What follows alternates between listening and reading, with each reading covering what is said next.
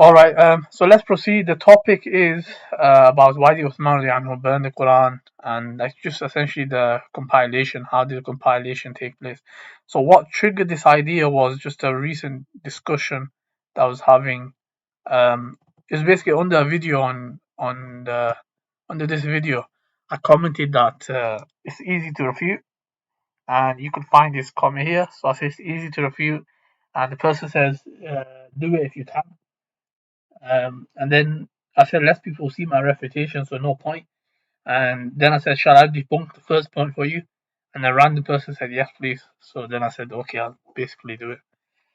Um, okay, that's why, yeah, that's basically what triggered the idea because this wasn't really, it's not major doubt, but it's something that this person thinks is. And this is a big video, this is a video which has got a lot of views. It's got like 2 million views.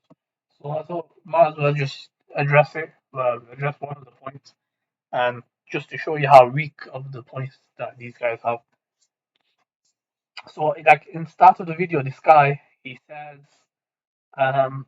essentially his argument is so silly. He says that Christians they have sects within their groups. They have groups, like subsects in the groups, and he's saying that amongst them they believe in one God. Then he essentially says, "What's the purpose of the Prophet Muhammad coming? What's the purpose of that when there's already people believing in one God?"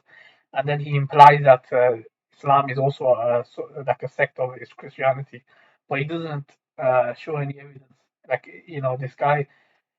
This guy doesn't he's assuming, he jumps to assumptions. So you can't just assume that there's no reason for another prophet to come, because we got many reasons. For example, to remove confusion, to be a messenger for the end of time, to give us guidance for everyone and whatnot.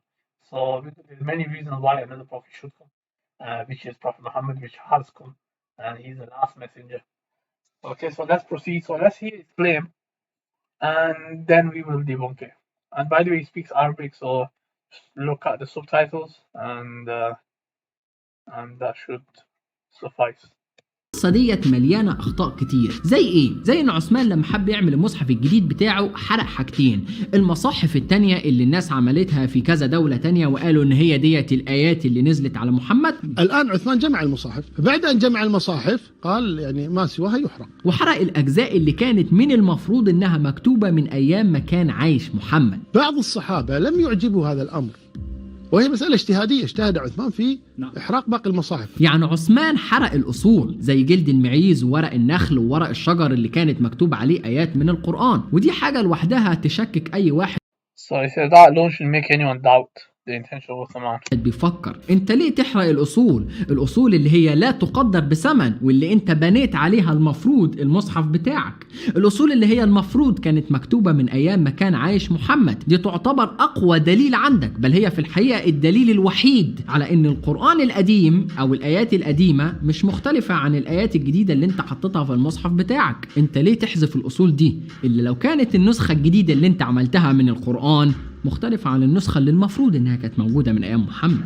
لو كان القرآن ليه أهمية كبيرة جدا وتوزع على جميع Alright, so now he goes on to a different point. So the point here is about the burning. So he's trying to infer that burning is a problem. So in this video, he makes many points.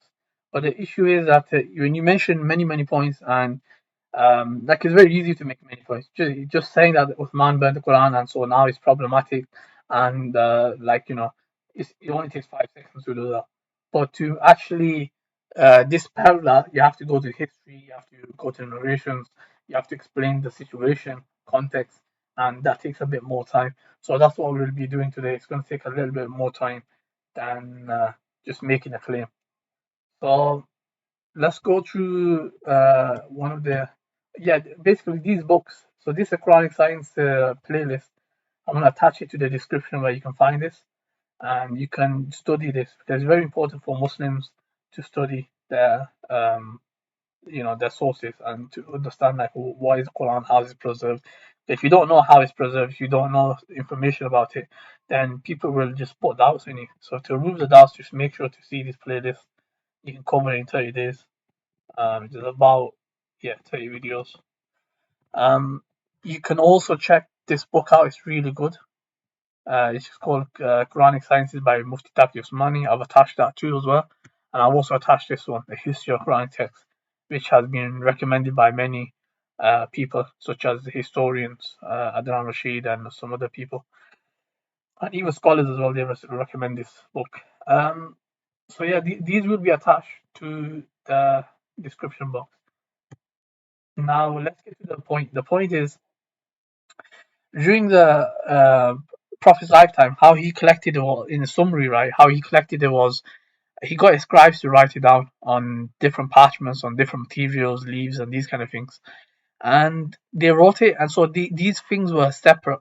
They were in separate pieces. And then the Prophet passed away, and after his passing away, Abu Bakr became the leader of the Muslims, and he's one of the closest companions to the Prophet. He's highly praised by the Prophet and whatnot. So that should be very clear in that regard. So he's also mentioned in the Quran as well. And yeah, so that should be clear in that regard. His rank is very high. So what he did was he decided to compile all of them, the separate parchments, into one book, into one book format. So basically, he got all of them. He just put into like one area. He put into one area, which wasn't done before. So that was his main purpose. So after Abu Bakr, which this book actually discusses here, that's the second stage. So he discusses Abu Bakr, and then after Abu Bakr, one of the companions is called Uthman. Uthman anhu, he was highly praised by the Prophet. The Prophet even said on one occasion that because he gave so much charity and he gave so much money in the path of Allah and stuff, and due to that, the Prophet said that if whatever you do after this day, you will be forgiven. So he has such a high rank. The Prophet said something like that. So, and also the Prophet's two daughters were married to Uthman. He married one of his daughter, then she passed away, and then the Prophet married his second daughter to him, and she also passed away. And the Prophet said, if I had more daughters, I will marry them to you. And so that shows that the high rank of this person, where the Prophet trusted him, and so okay, so Uthman anhu, when he became a leader, Islam has already spread to like different regions, Byzantine, Iran. People started embracing Islam in new areas. They started learning Quran, etc. And if I'm not sure if you guys know what the 7 ahrufs are. The 7 ahrufs, or 7 letters, or 7 ways of recitations, these were revealed by Allah. So there's a chapter in this book that talks about that. So if you want to learn more about it, you can learn more about it there. So these 7 different ways of reciting um, are revealed by Allah. For one of the reasons are for ease of recitation. So old people, some old people find it difficult to recite, and also for the younger people, it was for them to make it easier for them. So that's one of the reasons. And different companions learned it from the Prophet, and according to different recitals. Hence, every companion taught the Quran to his disciples. So let's say a companion has a student, they taught, for example, Maliki Yawmiddin or Maliki Yawmiddin. So this is one example I want to give, which is that they taught the student. Let's say I once taught the student Maliki Yawmiddin, and so that's what happened. So one of the companions taught his student Maliki Yawmiddin, and another taught Maliki Yawmiddin. So there wasn't any issue with this, and because they knew this is all going back to like Allah revealing it, and you can choose which one you want to recite. In this manner, variations in recital reached distant countries. As long as people were aware that the Quran was revealed on 7 letters, these variations caused no harm. But when these variations reached far out countries, and the fact that the Quran was revealed on 7 letters could not gain due publicity, disputes among people started growing up. So because they were converts, there were new areas that getting conquered. And when Maliki Yawmiddin or Maliki Yawmiddin, for example, was recited, or different variations of words were recited, people got confused because they were thinking, is this the Quran, or has this been revealed? Because they weren't sure, and because they weren't informed, and it didn't reach that much publicity regarding this. So they started arguing with each other and insisting that their own recitation was correct and the others are incorrect. These disputes gave rise to the danger, on one hand, that the people might fall into grave error of declaring as incorrect the recital of the Quran. So the problem, what happened was, it became a major thing where if someone says, for example, Maliki Yawmiddin or Maliki Yawmiddin is one of them is incorrect, what will happen is a person will become a non-Muslim if he does this with knowledge, because he's rejecting one wording of the Quran which has been revealed by Allah, and to do this is disbelief. So you can't do that. So if you do that with knowledge, so yeah, it became a major issue. So on the other hand, there were no standard copy anywhere in the Quran. Like there was no standard copy of the Quran anywhere in the world except in Medina. So that was another thing. So how do there's no reference point for them to go back to. So how will they be able to determine this? So there's only one copy. So people can't keep traveling to Medina. And this was transcribed by Zayd bin Thabit, and that could be rallying authority for the entire ummah. So Zayd bin Thabit was the same person who wrote the compilation of Abu Bakr radiallahu anhu, and he was the person who did that. And he also did it with Uthman radiallahu anhu, so the same person. Okay, let's go to the next page.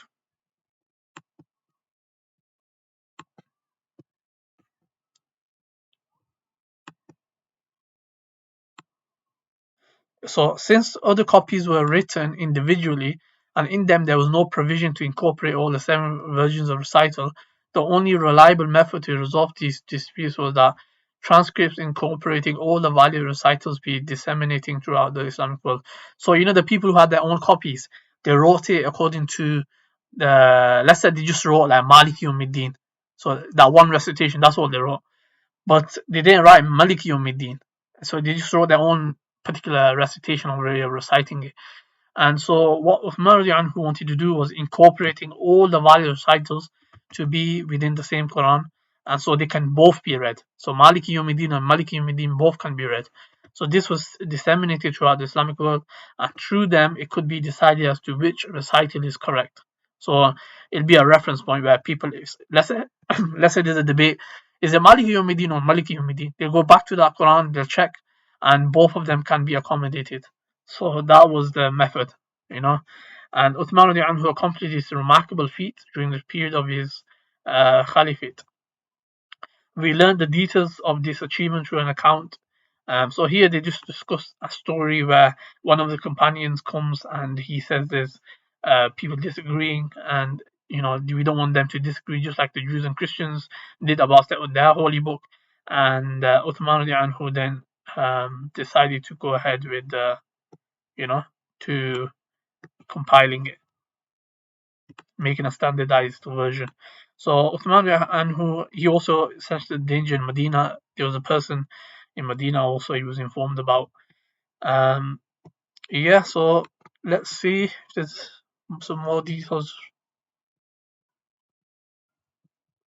So we see here Uthman, his reaction is very genuine. He's got no malicious intent or anything. He says, I've been informed that there are people who say to each other, my recital is better than yours, and this may be carried to the limits of blasphemy. So what is your opinion in this matter?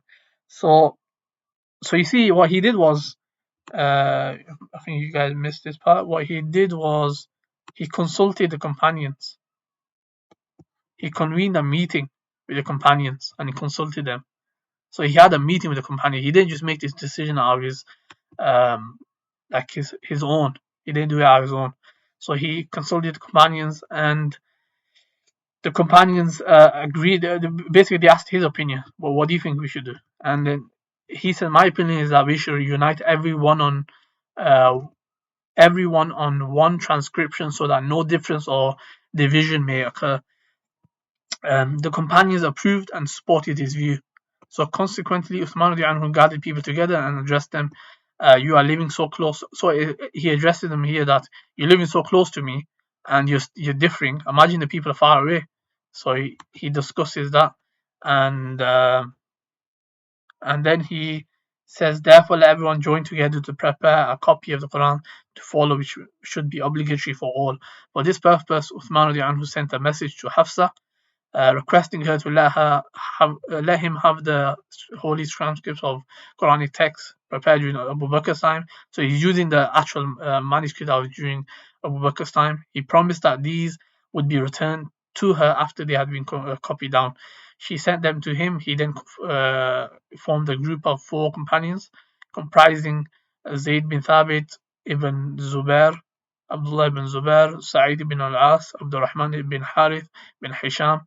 These groups were entrusted with the task of making several transcripts from the original copy compiled by Sayyidina Abu Bakr anhu. With the surahs also arranged in sequence. One of these 4 for Zayd was an Ansari, while the 3 were Qurayshi. So therefore, let me show you. So therefore, Uthman said, if you and Zayd differ anywhere in the Quran that differ as to how a certain letter should be written, you should write it in the language of the Quraysh, because the Holy Quran has been revealed in their language. Basically, this task was entrusted to the above named 4 distinguished persons, but subsequently other companions were also called upon to assist them. And Abi Dawood says that number had risen to 12 companions. And then these are the list of names. And what's the main differences that occurred in this particular collection? The main difference was that during Abu Bakr's time, surahs were not arranged in a sequence, but each of them was written separately. They arranged them in a proper sequence as part of a single transcript. So that was one thing that happened. The second thing was the verses of the Quran were written to accommodate all the successive uninterrupted recitals in the script. Therefore, no dots or diacritical marks were placed on them, so that they could be read in accordance with all the valid recitals.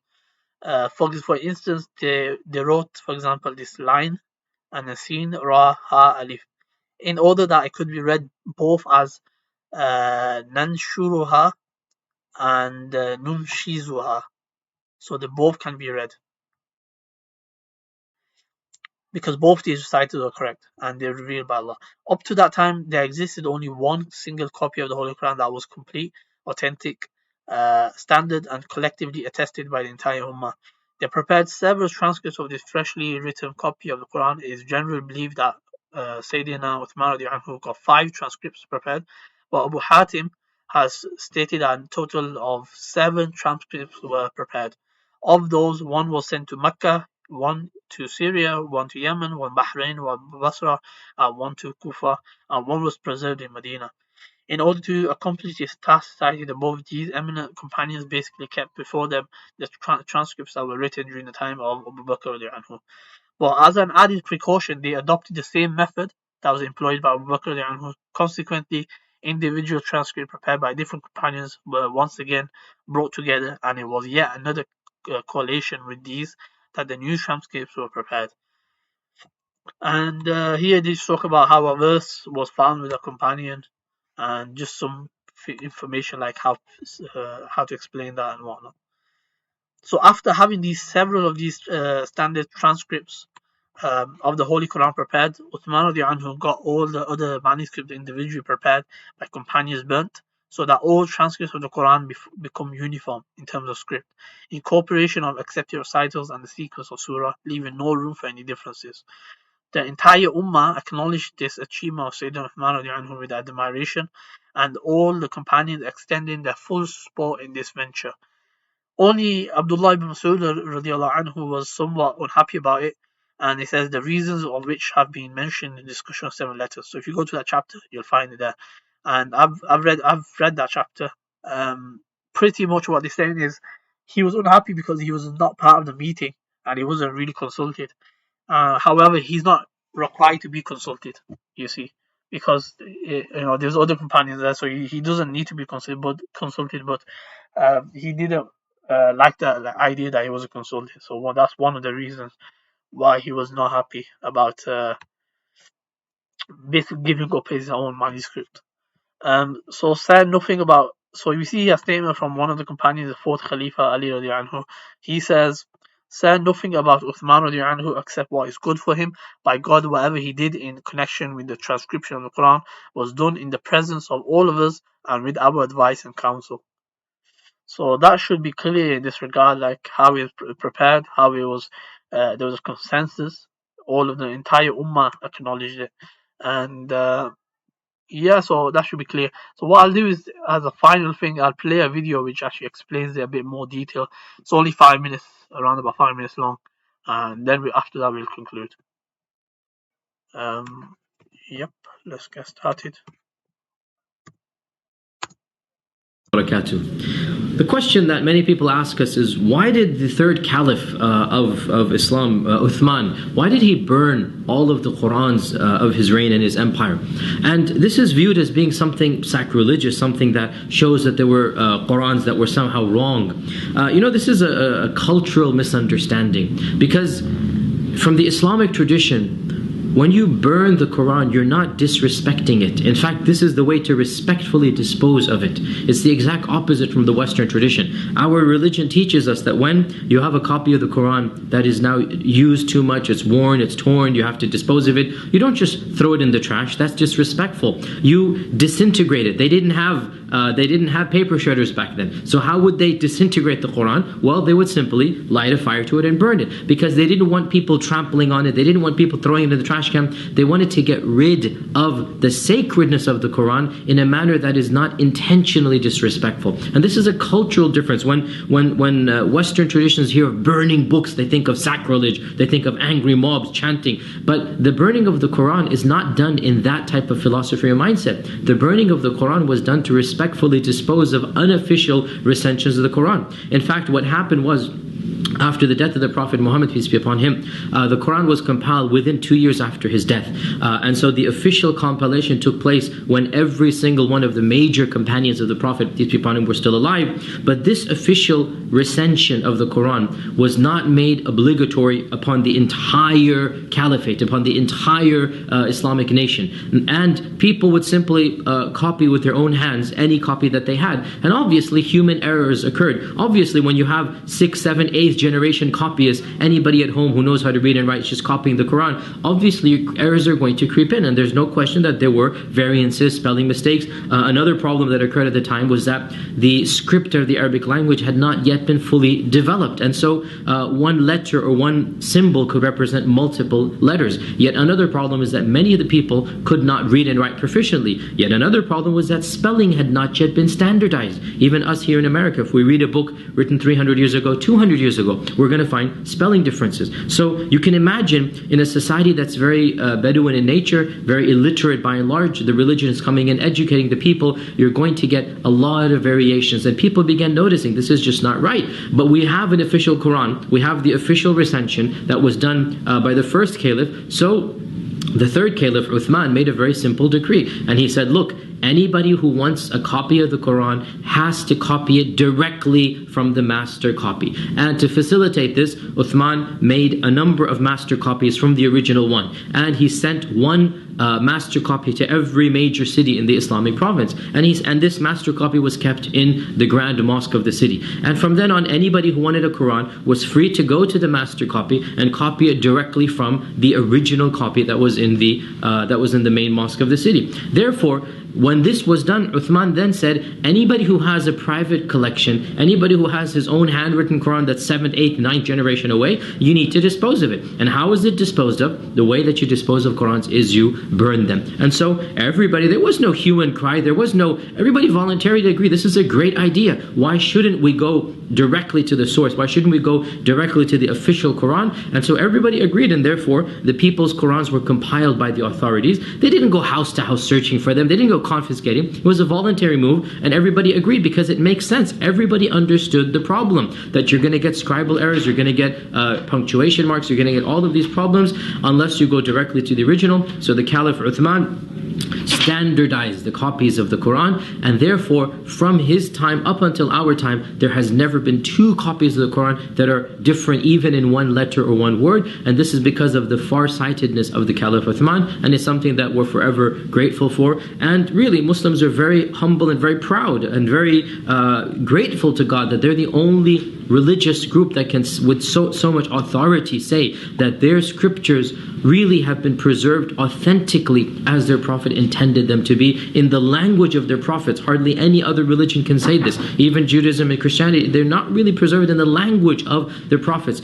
Within a few years after the death of the prophets, the Quran is the most protected of all scriptures, and in fact we as Muslims believe that God in His divine wisdom and plan has protected the Quran from any type of alteration, from any type of deviation, from any type of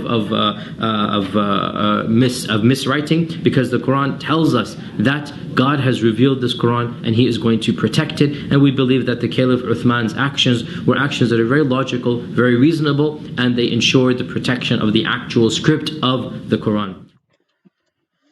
Okay, so let's end it there. سبحانك اللهم ربنا وبحمدك أشهد أن لا إله إلا أنت أستغفرك وأتوب إليك. السلام عليكم.